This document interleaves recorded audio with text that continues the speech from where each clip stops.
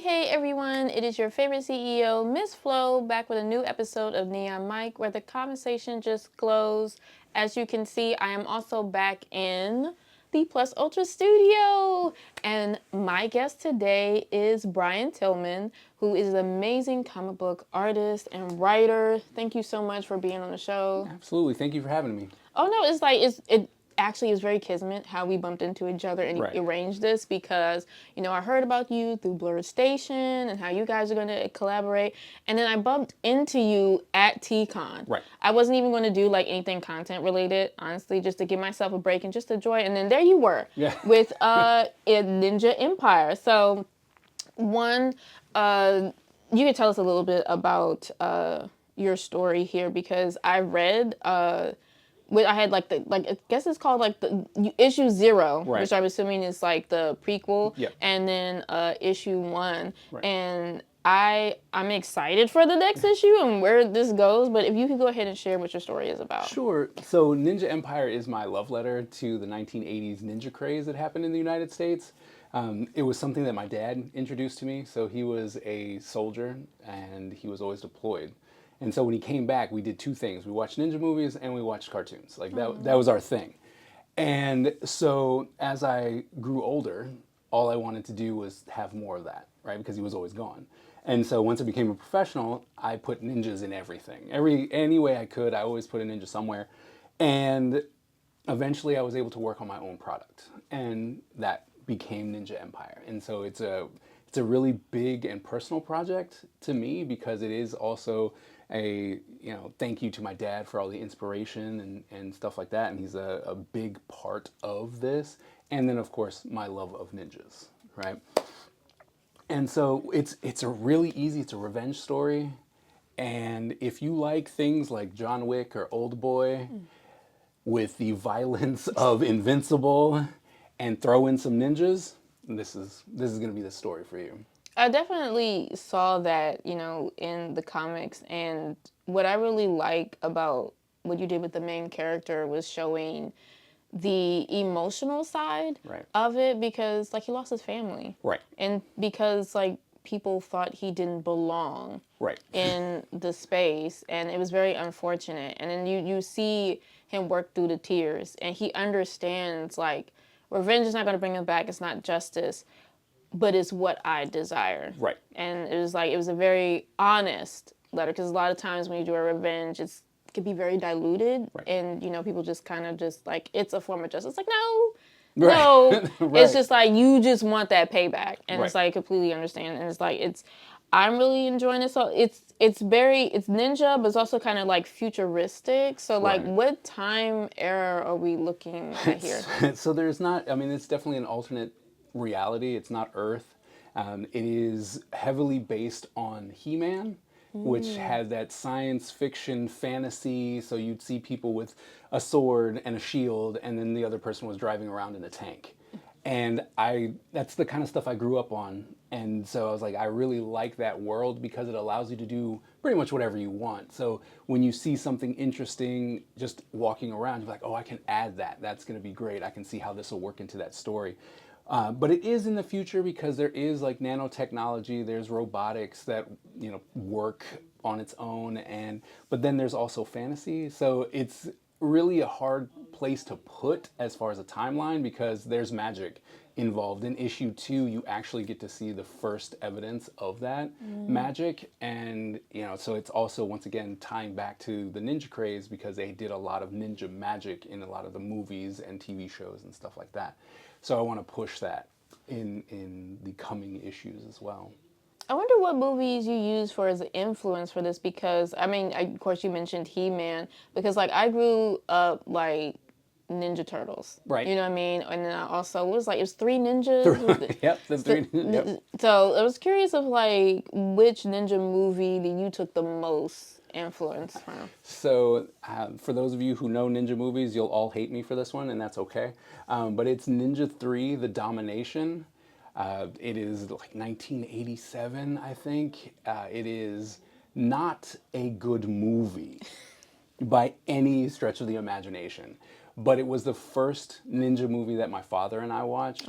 And so it so heavily influenced me just on the idea of ninja magic, what can happen.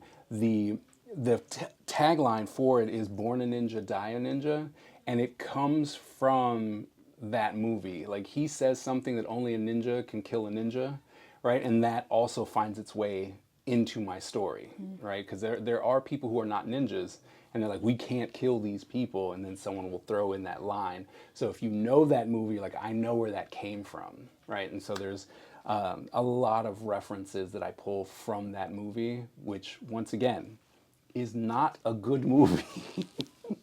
It's not a good movie, but I absolutely 100% love it. And when people ask me, they're like, what movie could you watch over and over again? It's that one.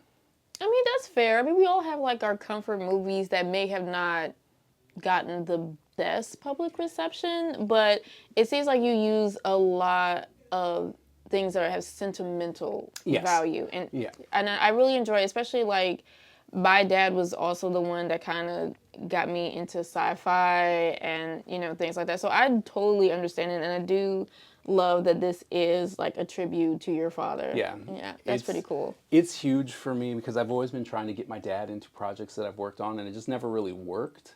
And once you realize that it's your own project, you can do whatever you want. And I was like, this is the time, because it culminates all the cartoons we used to watch, all the movies we watched. He was a martial artist. He trained me, and there's just a lot that goes into this book. And it is very, very important and sentimental to me, because this is my relationship to my dad, right? And it's just, I do this because of him, right? And last year on his 70th birthday, I went over to Germany, where he retired, and I presented him with one of the pages from issue 0. And I told him how important it was for his influence and everything that he's done for me. And, I was a mess, right? I'm crying and all kinds of, trying not to, trying to be all, big and bold. I'm like, no, I'm not crying. And then it's the first time I've ever seen him cry. Aww. Ever. And at that point I lost it, and there's probably a puddle on the floor for how many tears I shed, but it's really what pushes the idea, like, this is me. Like, when you read this, you read me. It's not me working on something, it's me telling you how I would interact, how I would handle this, right? The main character is me. For many, many years, so many people, anytime I drew a black person, they're like, oh, this is you. And I was like, just because they're black doesn't mean it's me. But because it happens so often, I was like, well, maybe I should just make a book about how I would handle, if I was thrust into that situation, how would I react? And so every time, when you know that, and then you go back and read through the books, you're like, oh, no, this is him. It's not a character. Like, if this happened to him, this is how he would react to that, and so it's a very personal book, that there are things that seep out that I had no idea about, and it's just when you are able to do a book or a project that is near and dear to your heart, things about your life seep out. Like, because you said you didn't belong in this space. It wasn't my intent to make reference to how I was. I lived in Germany, and being one of the very few, black people that were on the economy in Germany, I didn't fit in there. And then it's like, well, how do I work? How do I adapt? What would happen? And the betrayal that happens in there is something that happened to me. Really? Yeah. And you're just like, oh, I thought we were friends. Like, I thought we were cool. And so there's just, like I said, it's very personal. And if you read it and you look at it through the lens of someone who is not the majority, right? And you will see a lot of the injustices and stuff that are in here. And you're like, oh, Yeah. I can see it. So.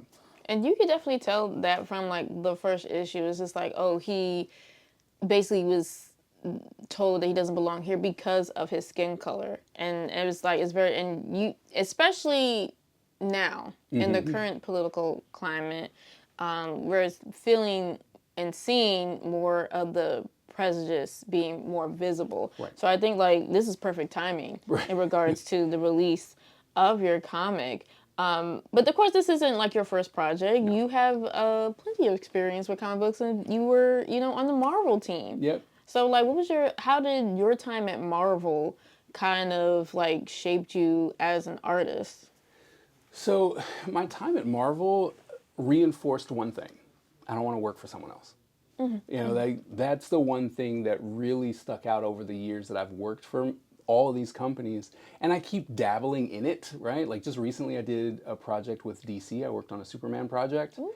And while it was fun, when I was working on it, I was like, I could be doing this for Ninja Empire, mm-hmm. right? I could be doing my own thing right now. And Marvel, it didn't hit until about year 5. When I first started, 14-year-old me was like, oh my goodness, we're working on X-Men, and it was like, oh, this is great. And then, 5 years later, I'm like, if I have to draw Wolverine one more time, I swear to goodness, And so it's like, well, you realize, and it's something that I tell my students very often, it's like there are 2 types of people when it comes to the art who are trying to make money, right? You have your hobbyists, but no one's coming to school to become a hobbyist, right? And I was like, you're either going to work for the machine, you're going to be a cog in the machine, and you're going to do what they tell you, and you're going to be very happy that you get put on a big book, and everyone gets to see how well you do, or you're going to be the person who wants to do their own project. It's just the way that you might be over here like I was. I worked for different companies, and I was putting in the work, and then I'm like, nope, I want to do this. And that's what I've done. And you come back every now and then because they'll come with a fun project. And it's like, oh, that sounds interesting. Or I've never done that. Like I never worked on Superman. So when that came across my desk, I was like, I don't want to, but I got to cross this off my list. Right. So, but for me, working on other people's work and IP is hard because you have no say. And you might have a really good idea that they don't like for some reason. And then they cancel what you're doing, or they deny that you can ever show it because they're like, no, we're not going to release that. And there's nothing you can do. You signed a contract. They're like, yeah, if it gets approved, great. If it doesn't, no one will ever see it. And that's hard. Like that's really hard. I've had projects and artworks that have been rejected. And it's like, I spent weeks on this. And they're like, yeah, we don't like it. I'm like, but that's the current costume. Oh. Like I literally drew a Cloak and Dagger piece. And it was like, man, this big. It was nice and big in color. And, turned it in. And they were like, yep, rejected. And I was like, that was the big piece. Like that was the star. And I was like, why? And they're like, well, it was too sexy. And I was like, first of all, pause. Wait a minute. I've seen clips of Marvel Rivals. Yeah. That is Gooner Central for sure. Right. What did and then plus like the theme of like Cloak and Dagger. Right. I was like, there's drug use. There's. Yep. But their current, and I use their current outfit. So this is what's approved in the comics from Marvel. Right? She had a peekaboo cross on her onesie, mm-hmm. and that was the problem. And I was like, but it's literally, they're like, it's showing too much cleavage. And I was like, but that's your design. Like, literally, that's your design. And they're like, yeah, no. And that was it. And, and when you get hit with things like that, you're like, I don't want to spend, especially as a freelancer, right? Because you get paid by what gets approved. Mm. And so if it gets rejected, you're not getting paid. Mm. And so you spent however much time working on that project, and then it's like, oh, fantastic, now I'm not going to get paid. I could have been working on something else that would have gotten me money. Right. So that way it proved to me that no matter what the hardships are about doing your own project, it's worth it. Right. Because it's like you have a say, you have control, right. Which I totally understand. And that's unfortunate because, like, as you said, working for Marvel and, DC is just like, if you grew up with comics, that's like, that's the goal. That's the dream, yeah. But you have to understand, like, working in an environment where you don't have creative say, right. In terms of the look or the storyline, because most of these characters has been around since, like, with DC, the 30s or 40s, Marvel, like, roughly around the 60s, is like, change it up. Right. Like, how can you, like, revamp these characters? And as you said, there's only so many things that you could do with characters that have been around, like, forever. So I do understand your urge to, like, create something new. And I'm definitely feeling this because, like, I appreciate the design of the character, from the cool metal arm and their whole aesthetic, even the details, like, with their hair. You know what I mean? Which we didn't even get to see that in Marvel because, like, for years, decades, Storm has just been that 40-inch bust down. Right. Or, like, the controversial mohawk. Yeah. You know what I mean? So to actually see black characters with our hair type, and that's something that's new, it's something that's refreshing. And I get, like, the fulfillment of that. So, like, some switching from a major corporation and going into, like, independent, like, how was that transition for you? Rough. Very rough. My first big project was Dark Legacy. It was a role-playing trading card game that I developed, and eventually it got popular enough, and then it got picked up by Upper Deck and distributed around the world, which was great. But when I decided I'm going to do this full-time, like, that's the project I'm going to work on, and I took all the fan art off of my tables when I was going to conventions, and I didn't advertise that I was doing commissions, or you'd have to ask me, because I was like, I don't want them to think I want to draw Spider-Man. Just this. I took at least a 65% hit to my yearly income.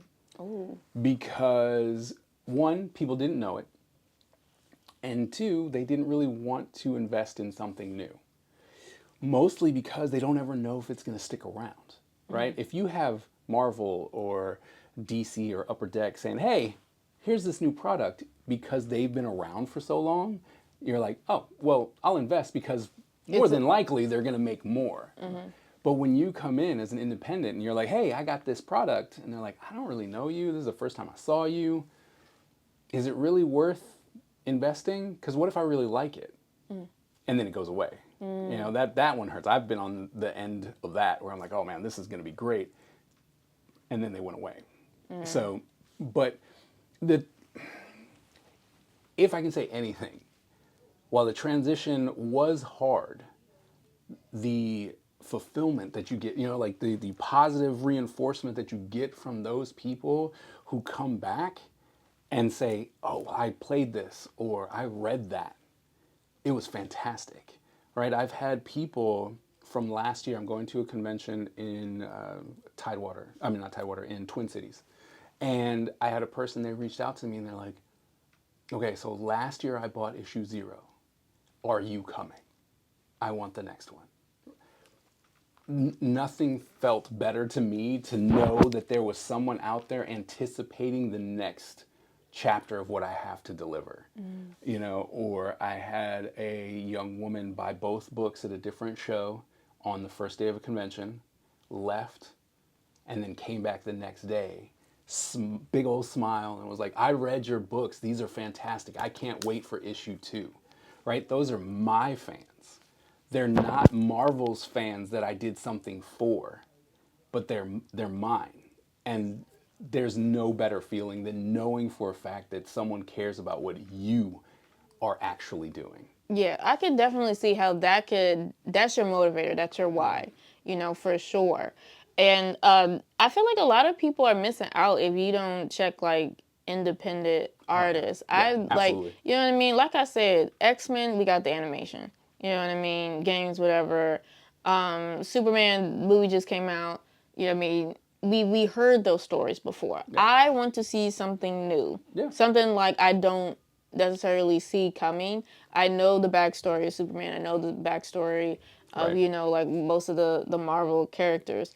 I want to see somebody new. I want to see more characters that look like me or somebody that I know. Right. You know what I mean? Just to, like you said, just to change it up. Yeah. You know, because we get more of the same. Most people now are getting like superhero fatigue. Yeah. Because, no, absolutely. like, how many reboots have we seen? See, and the big business goes, well, it was working. So let's just do it for the new generation. The new generation doesn't know X-Men, Superman, Spider-Man.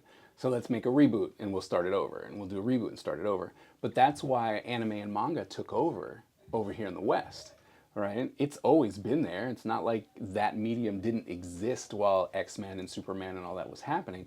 But we didn't get tired of it as a society. And now it's like we want something new, like you said. You know, like I want to experience different type of storytelling, different type of stories, characters, anything. And because anime and manga is so huge, just in general, once it finally got its way over here and got a foothold, it took over, right? Like you go to conventions now and it's Demon Slayer. I mean, it's just Dragon Ball. You know, I don't want to butcher all these names, but Yeah, we got Dun Dun Dun, Yep. and then Jujutsu what's other? Kaisen. Yeah, and then Chainsaw Man. They're Yep. coming out with something Yeah, in theaters. Naruto. You know, It's like it's running rampant. Right. And that's the call. And you would think those executive producers and directors that are like at the helm would actually pay attention to what people are really asking for. Right. But it's a risk that they're not willing to take, right? Because they say that they try things and the people aren't exactly very helpful either. Because we will constantly yell about, oh, we want change, we want something different. And then they're like, okay, fine, here. And then we're like, I don't really like that, right? And so then it falls apart. Just like when Disney did The Princess and the Frog, right? Everyone wanted 2D. Everyone. They're like, we want 2D back, 2D animation. And they're like, fine. Oh, you also say you want a princess that's not from, the Germanic descent. And it's like, okay, we'll give you someone else. Here's Tiana. Phenomenal movie. For them, it was a flop. Because they didn't, people didn't show up for it. For whatever reason, they just didn't. And so they're like, when was the last time Disney did a 2D animation? It was Tiana. Oh, wow. And it's something you don't really think about too often, you know what I mean? Because it's like, damn. Yeah. It has been a minute. Yeah. And it's because of that. They're like, we're listening. We hear you. Here. And then it was like, oh, you really didn't want, okay, it must be that we're not going to do this anymore. They don't want it. And then they revert back and they're like, okay, Frozen. Like, here you go. Like, I guess. I mean, don't get me wrong, Frozen was great, but they went back to what they knew was going to work. And it's the same thing when it comes to the big comic book companies and stuff like that, because they're just like, we know this is going to work. We don't need to change this. I can give you how many Spider-Man, the Spectacular Spider-Man, the Amazing Spider-Man, the Astonishing Spider-Man, Spider-Man General, like it's just General Spider-Man. And so that's just 4 books off the top of my head that are just Spider-Man. They did the same thing with X-Men. X-Men Gold, X-Men Blue, Ultimate X-Men, Extreme X-Men, and you're like, these books could all be given to someone else to do something else. And they're going, why would I want to do that? We're just going to tell a different story of X-Men, a different story of Spider-Man, different story of Batman, and a lot of people don't put their money where their mouth is.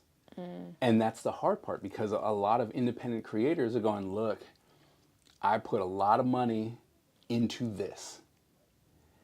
I just want you to look at it. And people won't. As many times as I have been behind a table, so I've been tabling professionally since 2000, right? So it's been a good 25 years. As a fan artist, people would talk to me more.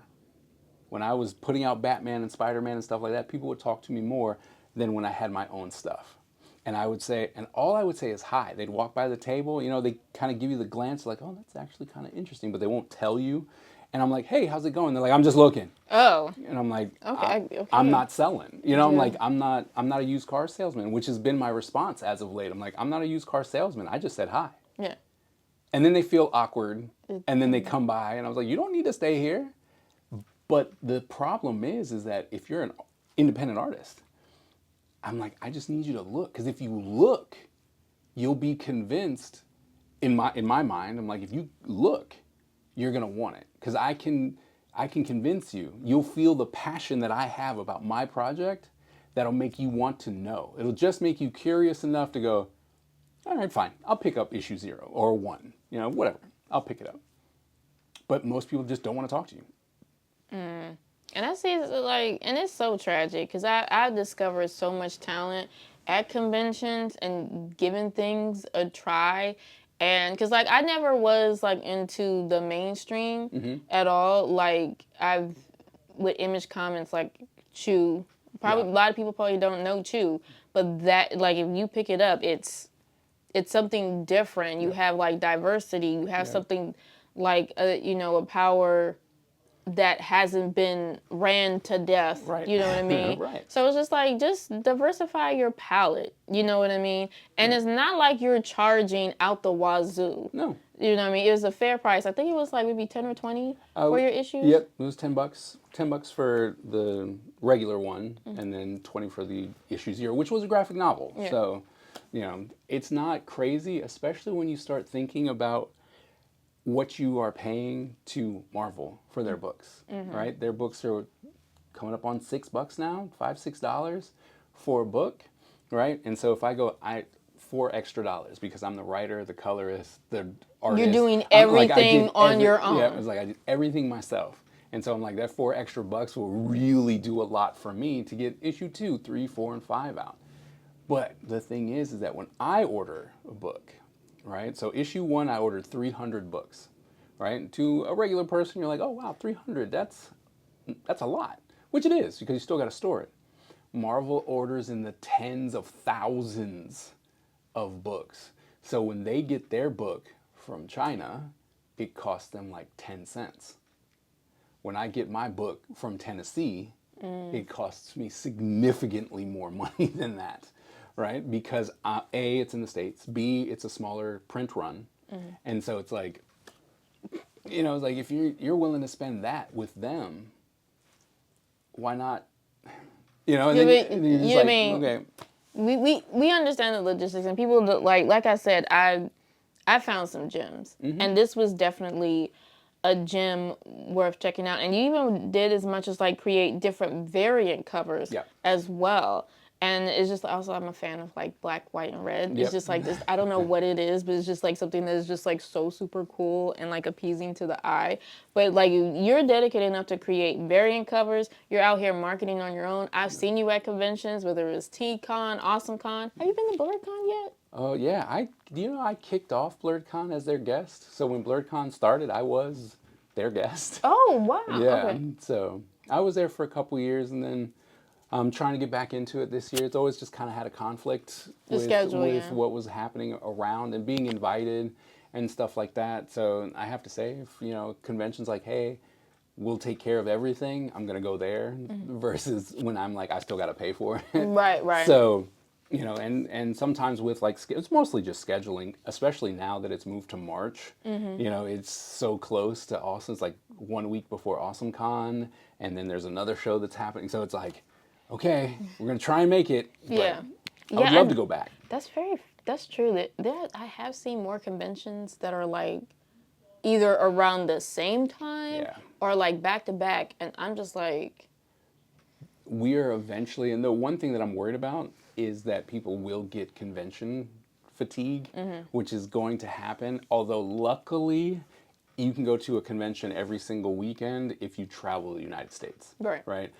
But because we are in the DMV, so many conventions are popping up in our area that eventually our area is going to give up soon, right? There's just so many, and then it's just, you're going for anime conventions, you're going for manga conventions, you're going for comics, you're going for video games, and then there's, like MagFest, which is music and gaming, and so there's a convention within an hour radius, at least 2 a month in our area alone. Right. And, you know, you go to some and you're just like, wow, nobody's here. Because it's like, first of all, that was the other thing too. Like, I've noticed smaller of the conventions that are popping up in the DMV area. I was like, I have never heard of you. Yeah. The only reason, like, I may have like a friend that was kind of like help promoting it or whatever, but I'm just like, I don't, like, I teach, you know, and I do love to bring my students to the conventions, you know what I mean, so they could have that experience and network and things like that. But I'm like, if I'm planning these trips, I'm like, and we got budget cuts too, so it's just like, we can't pay for badges, buses, like, you know what I mean? So, like, spread it out. Can y'all have, like, can the convention owners just have a parlay and just make a deal to, like, really spread it out? Because each one is a very unique experience and offer different things, but it's just like, come on. Yeah. Like, I've learned to pace myself too. I learned to be a little bit more selective. Right. Like, I have BlurCon, AwesomeCon, OtaCon, KazuCon. I don't want to leave that out. No shade to MagFest. Anybody watches No Shade. It's just that they don't do press passes. So I didn't know that. Yeah. So I was like, okay, y'all want press to pay? And it's not like it be like nobody there. Like, they be packed. So like, y'all could do a few press passes, but you know that's my rant. I'm gonna just, you know, just let it be. But for everything else, like, I've learned to, like, also pace myself when it comes to conventions, because I am a fan. I love discovering people. I love the atmosphere and, you know, taking my mentees with me. But it's just like, you're right. It's like convention fatigue could be like a real thing. And, you know, and I still got to do my day job. Right. So it's just, it's not cheap. It's not cheap at all. I'm fortunate enough to be pressed and be able to get those applications. But for others, it's like, if you're paying back to back on top of hotel, travel, all of that, like, that's too much. Yep. Let's just learn to be a little bit more considerate when we are doing and, you know, putting out these conventions. Because I love the support, but I don't want to burn out. You also, you know, when I'm telling my students, right, because they're all trying to get into the art field. Oh, what grade do you teach? I teach college. So I teach at Montgomery College in Rockville. I tell them, I was like, you have to understand that the reason why you as an independent person are not getting a lot of attention are for a couple of reasons. But one of the big ones is that the money can only be spent once.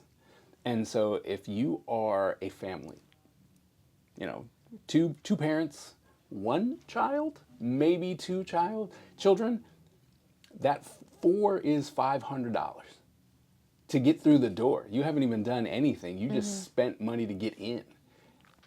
I don't know about you, but $500 is a lot. And so when you're like, all right, I just spent $500 to get in, my significant other really, really wants to meet fill-in-the-blank voice actor and get a picture, it's another $200. My kids are going to have to eat at the convention center. That's another $100. You know, so you haven't really done much, and you're almost $1,000 in. And then you're going to go, well, I'm looking for Magneto, right? Like, Magneto is my guy, and I would love to get a piece that touches me with Magneto. So that's what you're looking for. You're not looking for anything else. You're going, I can get one piece and one piece only. It's going to be Magneto, or it's going to be fill-in-the-blank person. And so the hard part is that a lot of independents need to go to smaller shows because the big ones, they're getting outshined by all of the celebrities or the guest artists that are there. There's like, I work on Spider-Man. It's like, all right, well, everyone's going to go see that person. And so you have to go to the medium shows or smaller shows. Problem is the smaller shows, they don't advertise. It's one of the biggest issues, and I try and help people with that. I'm like, look, if you only have $1,000 outside of, you know, I paid for the room and all that kind of stuff, $500 has to go to advertising. At least half of your budget needs to go to advertising because otherwise nobody knows you exist. Gotcha. You know, and so, but that's the hard part, right? Because you want to go to the big shows because when you hear 40, 50, 60,000 people showed up, you're like, oh, well, I'm gonna get some of that. Yeah. But it's a lot of competition. It's a lot of competition. And like with independent artists, and you gotta get people Artist Alley, Right. and it's just like, it's a lot. But to be fair, I see y'all post online. It's like, I'm not gonna spend nothing, and then you spend like most of your check on Artist Alley and different things. So like, I get it. It's a lot of competition, and it's like especially certain spaces like the Gaylord, huge convention center. Huge. Yep. You know what I mean? Even the span of like 3-4 days, it's a lot of ground to cover. And you know what I mean? Especially in today's economy where people are like losing their jobs. Yep. Or if, God bless you if you're a government worker right now. Yeah. You know what I mean? It's like your pockets are hurting, so you can't really spend money on luxury at this point. So I do, and I'm glad that you have like self-awareness and that you're like communicating that to your students so that they could, plan accordingly. But I was just asking, like, you did work a smaller convention, TCon. How was that for you out there? So I go to TCon to support Miss Michelle, right? We had met, and I was like, I will support you because I have a name in the industry, so having me there, it's like, oh, no, I'm going to be here. Then it's like, oh, okay, well, we came through because we heard you were going to be here. I've had people say, I'd never heard of this show, but because you were here, I wanted to come check it out, right? And the show itself needs advertising, right? It just needs more advertising. Even though they've been around for like 10, 15 years doing TCon, it's all about advertising. More people need to know about it. And the event was fun. I mean, the event was great. I just wish there were more people to have experienced it outside of the vendors. Right. Because, like, I managed to go this past summer. And what I appreciated is that it was, although it was at the convention center, it was, like, in a section. Right. So it's just, like, you were able to see everybody and interact with everyone. They had great performers. Oh, yeah. They had some pretty big name, guests there. Yeah. So, I mean, if you haven't had a chance to experience TCon, I definitely recommend going. Yeah. I mean, like, everybody was so cool, supportive. Yeah. It was, like, really, like, positive energy. Yeah. And, like, you're able to see everything. Did it last, like, 2-3 days? It was 2 days. 2 days. It was a Friday, Saturday. Yeah, and it was, like, it's definitely worth checking out if you were to go the next go around. It's like, I really enjoyed myself, and I was able to have fun, meet new people, get to know you a little bit better, and get your stuff. So, and I do appreciate that you are using your fame and notoriety to help another convention, because I think that's the energy that we need, because I do hear more people that want to start their conventions. They want to create more spaces that's reflective of who they are in their fandom, and for you to really take the time to like help bring some people in, like that's pretty dope. So I really appreciate you for doing that. But I mean, I mean, we need, especially, Black-owned convention, right? They're already at a disadvantage, right? They just are. And so it's like, I want to support. That's why when BlurredCon showed up for the first time, I'm like, oh yeah, I'll be there. I'll help you, right? And then I don't know if you know of Atlantic Con down in Norfolk. Oh yes, I was there for their second year, because I didn't know about it the first year. But their second year, I was like, oh yeah, I'm there. I'm so there. And we need to come together, right? Not just as a minority group, but also just nerds in general, right? It's like, you want these things to happen, and each one of them has something unique that they're bringing to the table. We need to support that. And it's really hard sometimes because people are like, no, I'm going to go to AwesomeCon instead, which is great, right? 60,000 plus people go there, fantastic. It's a great show, a great experience, and yet, you could go to TCon and also have a great experience, and it's a smaller show. You can get more intimate with the people that are there, have a full-on conversation, especially if you are an aspiring artist.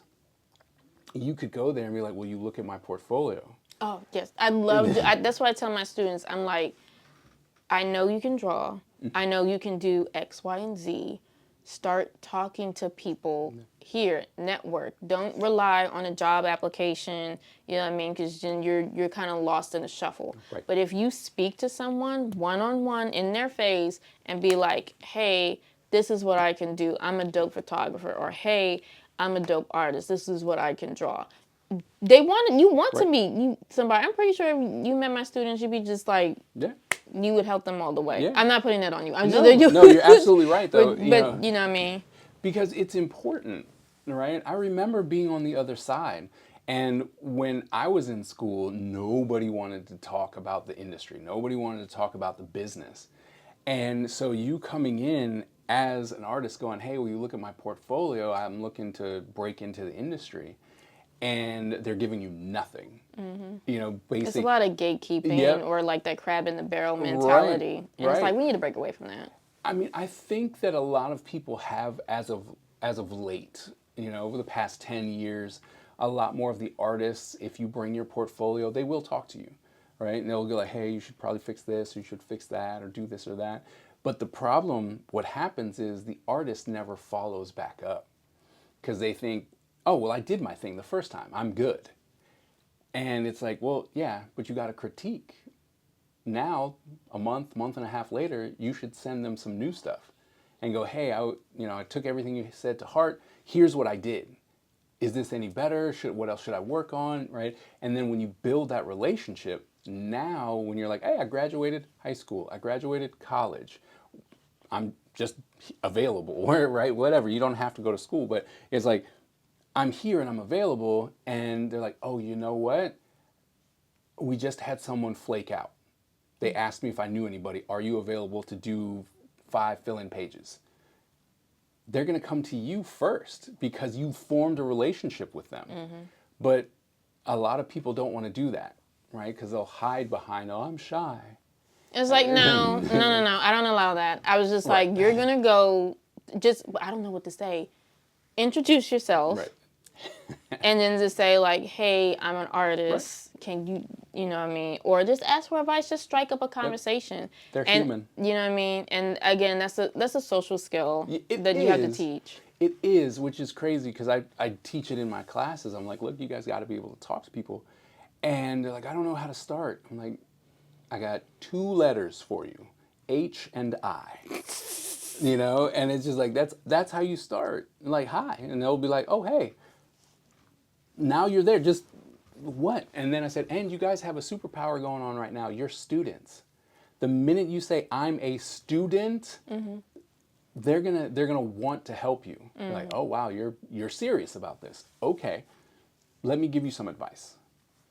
But nobody wants to do that. They're so scared of the idea of a celebrity or someone being famous or popular that they forget that they are just human. And so I can go up to Jim Lee, right? And he runs all of DC and was a fantastic artist. And I can wait in line just like everyone else. And then I can talk to Jim Lee and be like, hey, you know, this, that, and the other thing. Would you look at this real quick? You know, anything. Because he's a human being. Right. And that's it. But that's why you should, like, Baltimore Comic-Con's happening this weekend. Right? Everyone should be there who's an artist. There's so many artists and big name artists that are there who have been in the industry, who have done the thing that most people are trying to do, and they just want to talk to people, right? That's why they're there, because most of the celebrities are like, I call all the artists, the guest artist celebrities, you know, but they're all there. They're like, I have my paycheck, right? It's like, yeah, if I sell something, sure, why not? But for the most part, they're just there trying to interact with the fans. And so many people just go up there and be like, oh, I loved your book, thank you. And then they walk off. You're like, but you had the opportunity. You need to, like, at least drop a card. You know what I mean? Or sometimes contact information. I've seen people that have left their piece of work with their contact information. There's ways that you could, because I understand, because sometimes they be like rushing through the line. Right. You know what I mean? You know, just try to keep it moving. But there are certain things that you can do to get noticed. And that's what, like, I really want to push out there to anybody that wants to break into any industry.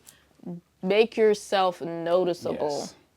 It's okay to talk to people and find the, like, you know, the right time. Follow the guidelines of the rules.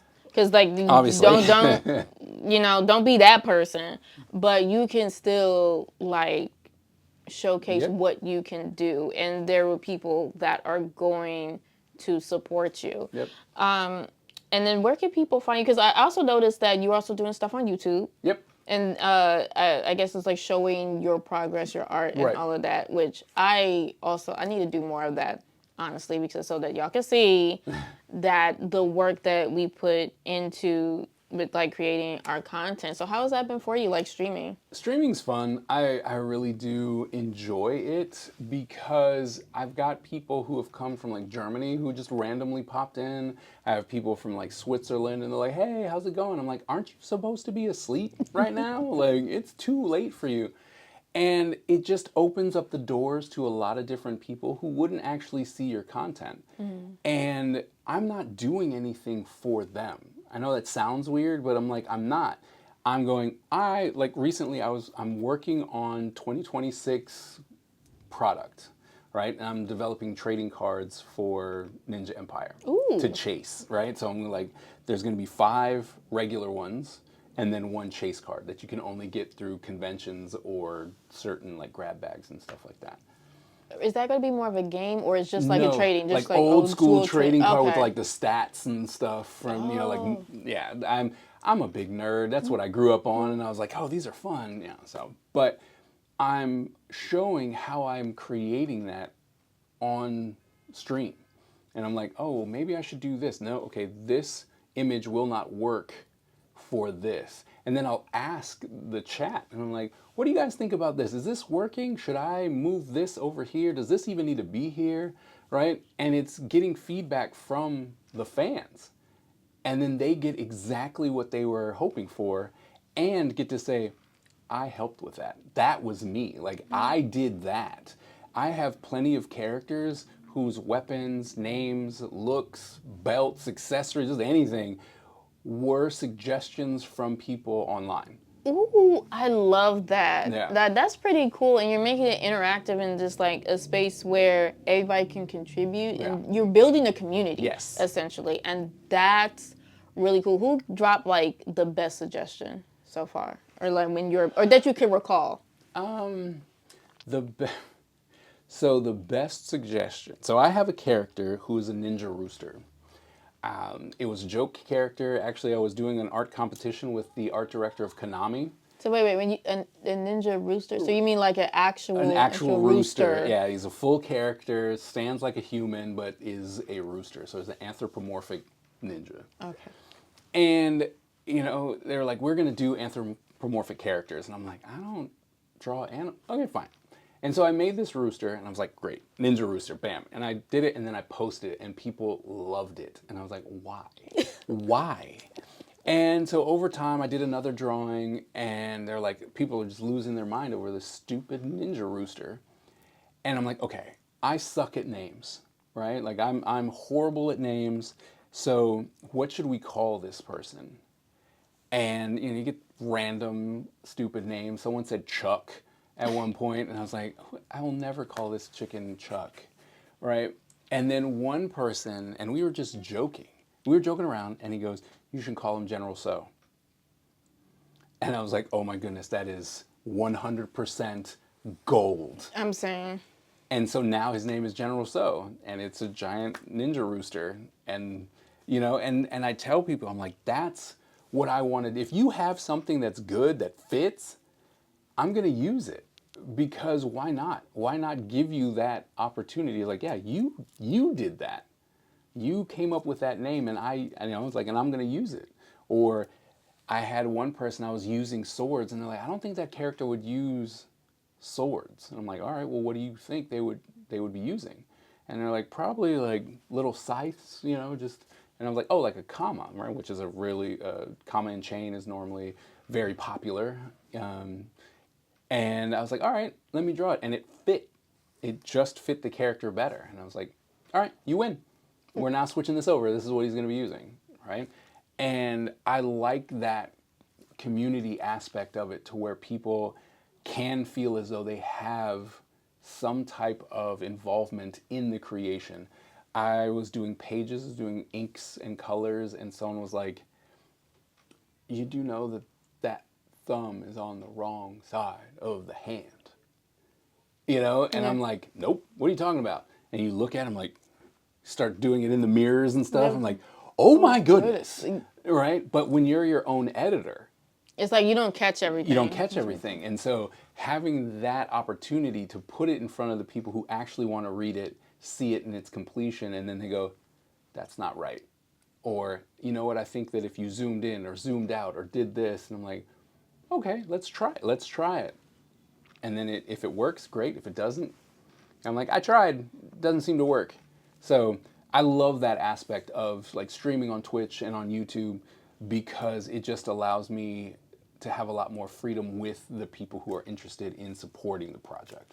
Right, and they have more buy-in. Yeah. You know what I mean? And then, so it's just like they'll buy it because it's like their suggestion is in the final product, and that's pretty cool. That's smart. Like that is, I see what you're doing. That's pretty like on point.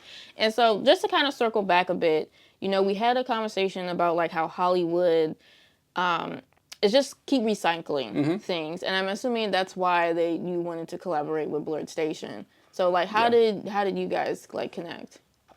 So I knew, okay, so I met Demetrius at Comic-Con, and he was doing his He-Man cosplay, and I spotted his afro from, you know, halfway around the world, and I was like, Twins. you know, I was like, we've got to take a picture together, right? And that's kind of where it started, and he looked at my work, and we did a He-Man story together. We were trying to put something together, and you know, I came up with characters and story, and we were just working collaboratively together, just he and I.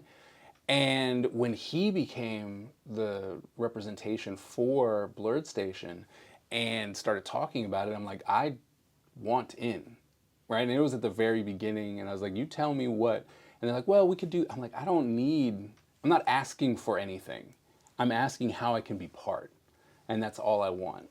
And then I got to meet the CEO of Blurred Station, and they're like, well, we could do this. And they're like, oh, and if things and when things, then we can make, hopefully you'll allow us to do Ninja Empire as a animation. And I was like, well, that's just a benefit to me. I'm like, of course I would. Like, you know, but I'm like, but that's not what I'm asking for. I love what you're trying to establish here, right? You're trying to get more voices to be seen, different ideas, different stories. I mean, when you have something that comes out like, you know, like Nope, and, you know, and you got this director who comes out of nowhere. He's like, I'm a comedian, and then goes, no, I'm going to show you how storytelling could be. And you're like, oh my goodness, right? And then you're like, see, that right there, being able to have the opportunity to tell your story, to show that there is another way to tell a certain story or to represent different characters was just so intriguing to me because we are underrepresented in mainstream media, and we're generally, you know, marginalized into one specific spot. You know, when I was growing up, we were always thugs. That was it, right? Like It's mostly street stories. right. Yeah. It's like you're just a thug, and especially growing up in Germany, we were the super thugs, right? Like that was it. And so I'm like, well, why can't there be someone that looks like me that is the star? And he didn't really. There was a co-star at best. Right? And if you got them to be a star, it was for a B/C movie, something straight to video, something like that. And then to go, nope, look, we got more and more people who are like, no, they're the star. They're what's important. And it's still being fought. And I think that's one of the bigger reasons that I want to work with Blurred Station so much is that they're going, nope, we want you to try. We want to promote this. We want to show people that there are fun things that we can do, that we have to say, and you can like it too, right? It's not just us going, no, because we made it about, you know, a black ninja, you can't deal with it. It's like, no, you should look and watch and see what you can get from it. It's fun, it's exciting. We're just giving the chance, right? And I think that's what I like about it. It provides hope. Right, and I can send some of my students and like, hey, there's this company that's coming that's doing really big things. Why don't you go try that? Look there. And that's what helped me. That's what gave me got me really excited with Blurred Station, because I was thinking the same thing too. Because I was just like, okay, I have students that are going to school for film, production, or that are really good photographers, and I'm like constantly like have them shadow me, and I'm having them work on the social media stuff and whatever, or even just giving feedback on what Blurred Station is doing. You know what I mean? So I totally feel you on that end. But what I'm really excited about is that this is coming to Blurred Station, and that eventually, I'm assuming the end goal is to do like an animation or a film. Yes. Who's your fan cast? Like, who would you want to play your lead? Oh my! If it was a movie, I would love for Michael Jai White to play the lead in Ninja Empire. I would lose my mind. Even people are like, "Oh, well, he's too old for your character." He looks I'm like, great. Yeah, I'm like, he's no. in great shape. Yeah. Like that. He doesn't look like he's really aged No. at all. And I mean, if they were like, all right, let's just say next, hypothetically, they're like, all right, we hit, things went great, we're not going to make this. There'd be no question. I'm like, Michael Jai White, 100%. That's who I'd want to be there. He would be perfect for the character. And he's also part of Blurred Station. I know. It's just like, here you go. Hint, wink, wink, right? Yeah, I'm saying. So I'm I am so excited for this project. I really love the art and just everything that it's just so well thought out. I'd love to have found out that this was like a lovely tribute to your father and all the influences that came with it. And I'm glad to have you on board with Blurred Station. Where can people find you? So I am Follow the Kaiser on everything. I make it very easy. Follow. It's what I want you to do. I want you to follow me, right? Kaiser is my artist name, so follow the Kaiser. Awesome. Everywhere. I had to do the same thing too. Right. It's like some people just have like different dashes and underscores. I'm like, nobody is going. No, they're not going to find you. It's like no, but it's just like same name everywhere.